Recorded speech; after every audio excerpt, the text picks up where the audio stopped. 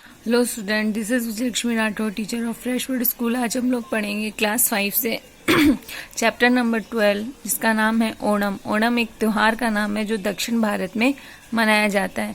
ऐसे तो बहुत सारे त्यौहार है जो हमारे देश में सब जगह मनाया जाता है, लेकिन कुछ कुछ ऐसे त्यौहार है जो राज्यों में मनाया जाता है। ओणम भी उसमें से एक है। चलिए पढ़ना स्टार्ट करते हैं कि इसके पीछे की क्या कथा है। भारत को त्योहारों का देश कहें तो गलत नहीं होगा। हमारे देश में वर्ष भर में बहुत सारे त्यौहार मनाए जाते हैं समान रूप से, और कुछ त्यौहार अचल विशेष ही मनाए जाते हैं। ओणम एक ऐसा पर्व है जो दक्षिण भारत के केरल राज्य में मनाया जाता है। दक्षिण भारत के केरल में, ठीक है। केरल राज्य के सभी लोग इसे बहुत उल्लास से मनाते हैं। केरल के बाहर जो केरल वासी रहते हैं वो भी उसे मनाते हैं। ओणम का प्रारंभ मतलब कैसे उसको मनाना शुरू किया, इसके पीछे क्या कहानी है, वो हम लोग रीड करते हैं। बहुत समय पहले में केरल में एक राजा होता था। राजा महाबली असुर राजा था। वह बहुत शक्तिशाली था। उनके राज्य में तीनों लोकों तक फैला होता। महाबली अपनी प्रजा को बहुत ध्यान रखते थे।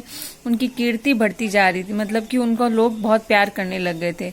ले इसी से देवराज जो इंद्र थे, महाबली के बढ़ते प्रभाव से सहन नहीं कर सके। उन्हें अपना सिंहासन डोलता, मतलब इंद्र राजा बहुत परेशान हो गए कि महाबली अगर ज्यादा फेमस हो गए या ज्यादा उनको कीर्ति मिली तो मेरा सिंहासन वो ले लेंगे। इसलिए इंद्रदेव ने भगवान विष्णु से सहायता मांगी। राजा महाबली एक महायज्ञ करवा रहे थे। उनकी दानशीलता के कारण हजारों लोग वहां आ गए। भगवान विष्णु ने वामन रूप का धारण किया। किसका रूप था? वामन रूप का धारण किया और राजा महाबली के पास पहुंचे। उन्होंने दान में क्या मांगा? 3 पग भूमि मांगी। 3 पग भूमि, पग मतलब कि पांव। महाबली ने इस दान को स्वीकृत किया और विष्णु ने तत्काल विशाल रूप धारण, विशाल मतलब कि तत्काल मतलब होता है मतलब अभी के अभी, और विशाल मतलब बहुत बड़ा रूप बना लिया। और 2 पगों में, पहले में स्वर्ग, दूसरे में भूमि और तीसरे में पाताल को नाप लिया। तीसरा पग रखने के लिए कोई जगह ही नहीं बची। तो उस महाबली ने अपना वचन निभाने के लिए तीसरा पग अपने सर पे झुका लिया। और जैसे ही राजा ने अपना सिर झुकाया, भगवान विष्णु ने अपने पैर से पाताल की ओर उसको धकेल दिया। तो महाबली ने पाताल जाने से पहले वर्ष में एक बार अपनी प्रजा से मिलने का वर मांगा। मतलब वो पाताल में तो चला गया, लेकिन विष्णु भगवान से उसने मांगा कि मैं साल में एक बार अपनी प्रजा से मिलने आ सकता हूँ। तो विष्णु भगवान ने महाबली की इस प्रार्थना को स्वीकार कर लिया। और ये माना जाता है कि वर्ष में एक दिन राजा बलि अपने राज्य में प्रजा का हालचाल जानने के लिए वापस आते हैं। केरल वासी उनकी लौटने की खुशी में ही क्या मनाते हैं? ओणम मनाते हैं। ओणम प्राय अगस्त और सितंबर में आता है।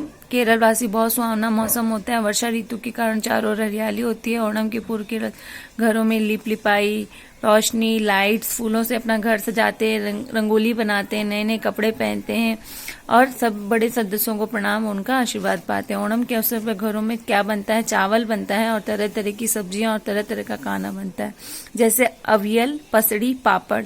और ये पूर्णतः क्या होता है? शाकाहारी होता है, मतलब वेज खाना बनता है। सूखे मेवे डालकर एक और चीज बनाई जाती है, एक प्रकार की खीर होती है, उसका नाम होता है पायसम। ये यहाँ का मेन डिशेज होती है। दोपहर के समय सब लोग एक साथ बैठकर केले के पत्ते में इसका भोजन करते हैं। ओणम में ये त्योहार कई दिनों तक मनाया जाता है। संगीत, डांस, सांस्कृतिक प्रोग्राम, खेल कूद आदि का सबका आयोजन किया जाता है। ओणम के त्योहार का एक प्रमुख आकर्षण, और जो आप लोगों ने भी सुना होगा, नौका दौड़, नाव की दौड़। नाव की प्रतियोगिता में लोग दूर दूर से आते हैं। नौका दौड़ का खेल बहुत मनोरम होता है। इस दौड़ में भाग लेने वाले नौकाओं को भिन्न भिन्न आकृतियां सजाया जाता है। किसी पे सांप की आकृति होती है, किसी पे मछली की, किसी पे मोर की। नौकाएं बहुत बड़ी बड़ी होती है।